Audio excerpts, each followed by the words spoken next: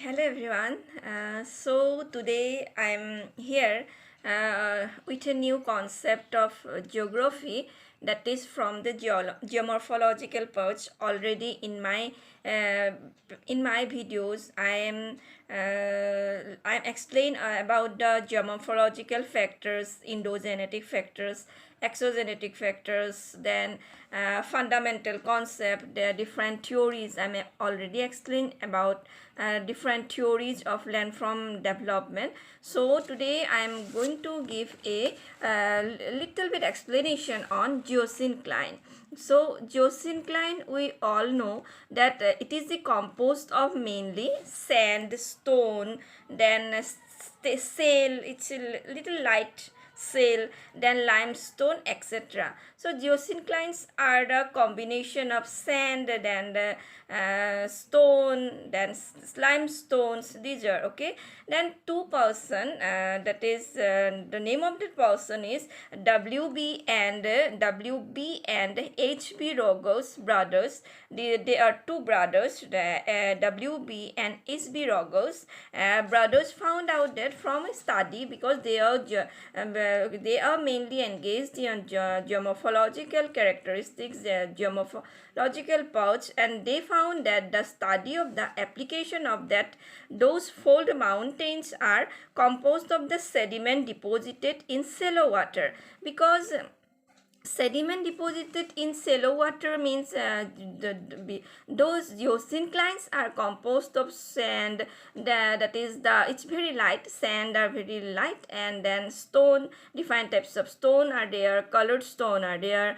These are found in seas areas, ocean areas. Okay, so shale, limestone. So these two brothers, WB and HB Rogers, that this found out that from the study, from their study, they togetherly made their study, and they found that the study of the application of that fold mountain, that mountains are there, fold mountain, fault mountain, they are explained on this. Two brothers explained on fold mountain, and they found that they are composed of mainly sediment deposited in shallow water, those water which are very light. They are the mix up of very different types of combination of different types of sediments. Okay, so sediments many kilometer deep, and they are interestingly they are not found in the outside layer of the water. They are in below of the water. Suppose it's not river, it's about seas. So sediment many kilometer deep, and prove that the floor of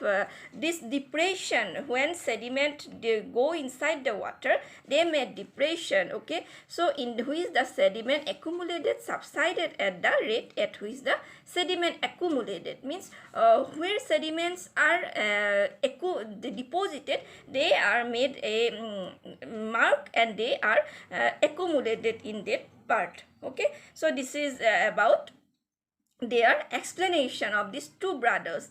And a long belt of this kind, in which the sediment continued to be deposited for a long time, and was called geosyncline, and this was definition given by Dana. And Dana, he was a very famous geographer, that is mainly for geomorphological pouch, that Dana, he is a famous person. So Dana give the overview that a long belt of this kind, in which sediment continued to be deposited for a long time. If this deposition continued for a long time, then it was called a geosyncline. That seas or seas or oceans, when this deposition continued occurred for a long time, for a long duration of time, and this was called this is called geosyncline, and it was given by Dana.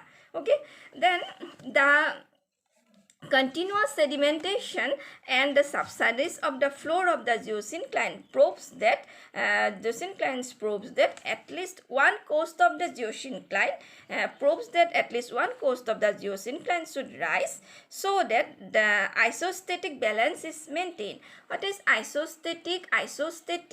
We know isohaline, it's about isosalinity, then isostatic, it is a balance. So when the continuous sedimentation deposition occurred, and the subsidence of the floor that of geosyncline proves that at least one coast of geosyncline and at least one coast of geosyncline should rise. Means at least one coast of geosyncline should rise, because accumulation and deposition, there already geosyncline occurred, but at least one coast of geosyncline must be rise, and then only balance should be maintained. That is the isostatic balance. Okay, so it is an interesting fact. Then again, two important thing about that, the Kangara volcanic activity.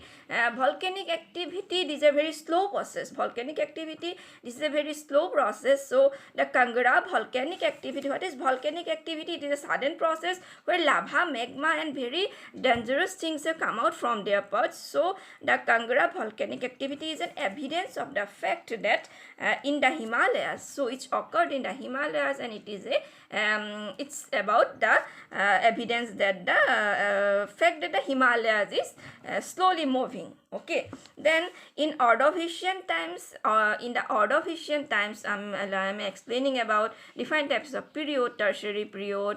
Then the Ordovician is also a one type of period. So in Ordovician times, it is in UK, volcanic activity grew stronger than before. So in Ordovician time, their volcanic activity grew stronger than before. So it is related to somehow a part of geosyncline.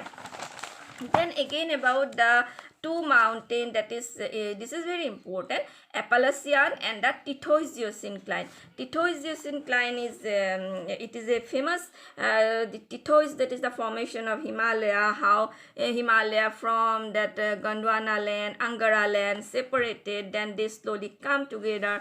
Then one river, it means little bit ancient view, that one river is there, Tethys is there. Then what happens, slowly this seas emerge, means they come together and formation of Himalaya occurred in this way. So the Appalachian and the Tethys geosyncline are two important geosyncline worth mentioning, that the deposition of the Appalachian geosyncline are affected with mainly sand, silt, clay and limestone. So sand, that is about, I am explaining about geosyncline. So sand, silt, clay and the limestones are they are affected with the geosyncline, and they are found in a huge quantities, not very small percent. Sand, stone, then silt, clay are also very valuable. So in this way, Appalachian and Tethys geosyncline are two important geosyncline. So I am mentioning these two names here.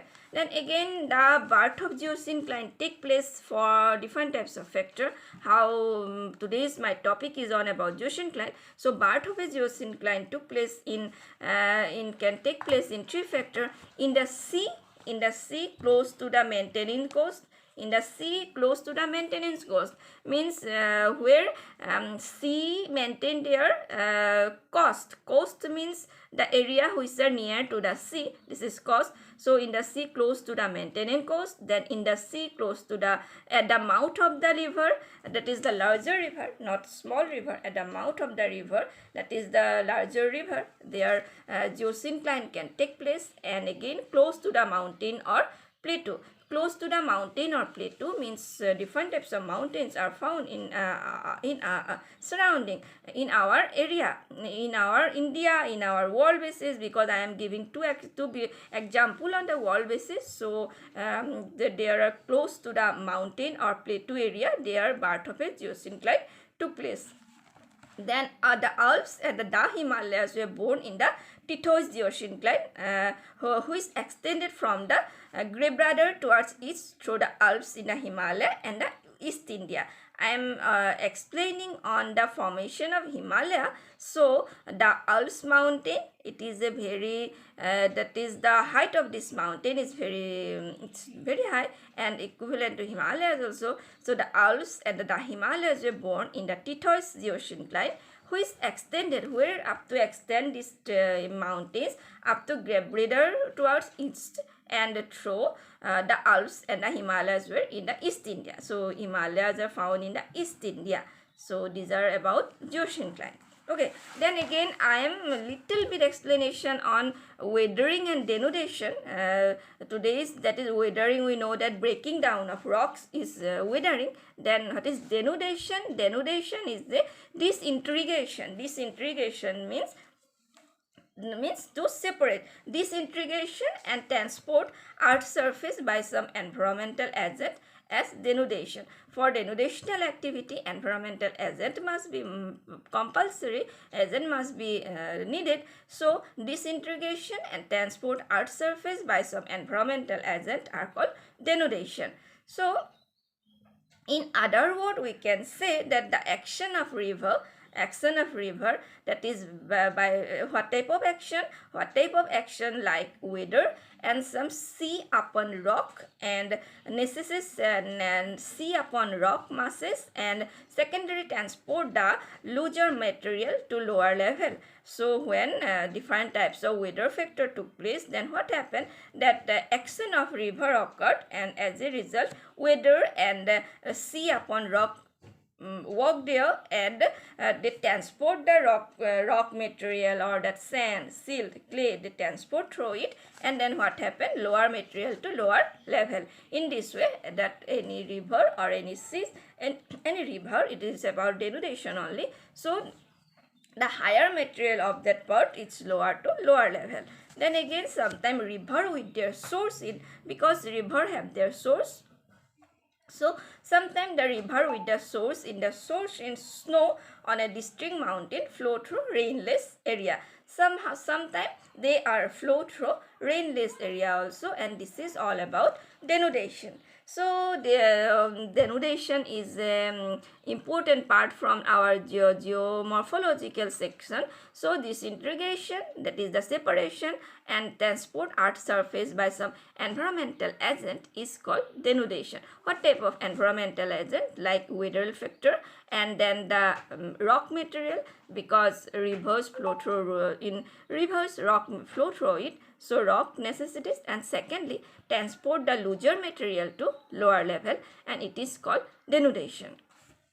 So today I am giving videos on this, mainly the denudation process and the geosyncline. So on mainly the Himalayas, the Alps mountain, also they are very important part from the geosyncline part. So for today's video, that's much only, and thank you so much, and that's all. Thank you. Bye bye. Take care.